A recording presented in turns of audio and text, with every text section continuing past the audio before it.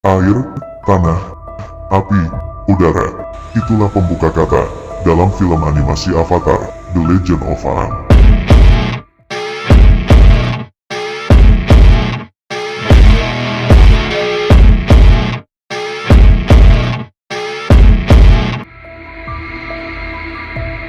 Bila kita menelisik pada tubuh manusia, keempat elemen atau unsur tersebut dapat dikatakan sebagai simbol. Simbol yang mewakili empat nafsu.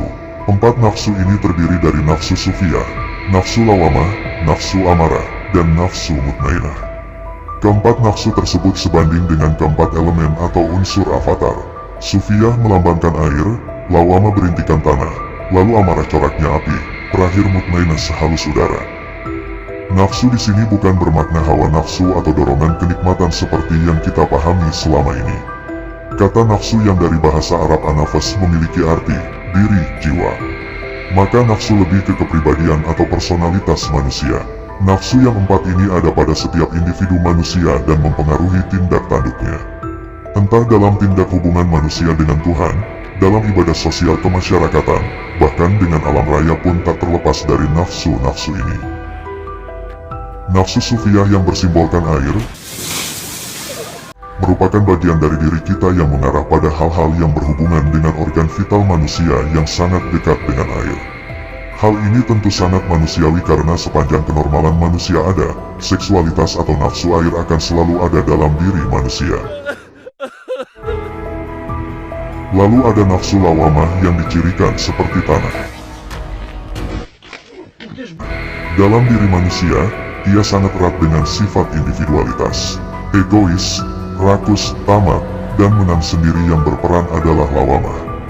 Bukti kecilnya, ketika kita melihat foto keluarga atau dalam album kenangan sekolah, wajah siapa yang pertama kita cari? Tentu saja wajah kita sendiri. Api dalam diri manusia membakar emosi dengan wujud nafsu amarah. Momen di mana kesombongan, murka, kehendak untuk konflik dan perang yang menguasai jiwa, hanya ada satu hal, kita terbakar jadi abu dosa, atau hangus terperangkap pada kerusakan hati. Amarah serupa iblis yang mengompori manusia untuk senantiasa mematik panas atau api. Walhasil, sebagaimana hajat kita akan api, kita terhangatkan atau terterangi, namun dapat juga terdorong secara batin untuk berbuat yang kurang baik, terutama marah-amarah.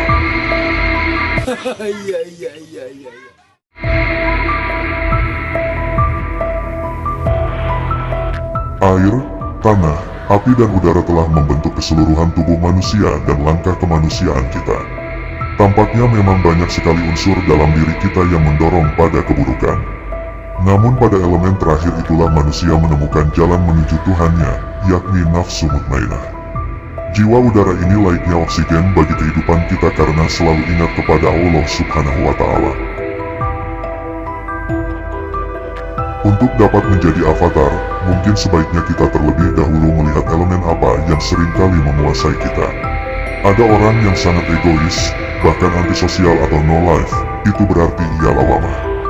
Bahkan dapat kita temui orang yang sangat api, saat berinteraksi dengan kita ataupun dirinya sendiri, tidak bisa mengontrol amarahnya yang menjilat-jilat. Tentu pula ada orang yang menjaga dirinya dari hal-hal yang merusak dengan ibadah dan amal saleh sampai pada setiap hembusan napasnya. Ketika kita telah memahami diri sendiri, maka saat itulah kita perlu memahami Sang Kreator, Allah Subhanahu wa Ta'ala dengan cara men-arafa, nafsahu, fakot, arafa, rabahu, siapa saja yang mengenal dirinya sendiri maka ia mengenal Tuhannya. Maka tentu ia seorang avatar. Dalam artian, ketika ia memahami dirinya yang mungkin sangat emosional amarah, atau tukang meres sufiyah, bahkan mungkin juga kerasukan dan egoisme dirinya yang lawamah, ia tetap tidak boleh melupakan Allah yang perlu didekati dengan jiwa yang mutmainah.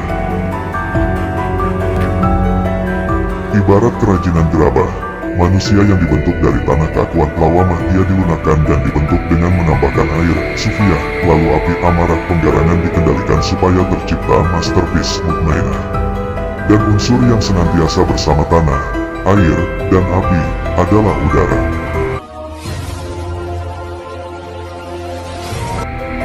Dan Allah lah Ilahi yang selalu hadir dan memberi kita kehidupan meskipun kita terkubur lawama, dibanjiri sufia, maupun di bumi hanguskan oleh amarah.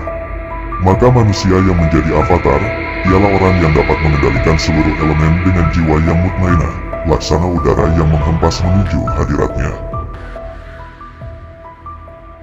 Ya ayyatuha an-nafsu al-mutmainah, irji ila rabbiki radiyatan mardiyah, fathuli fi badi, wathuli janati.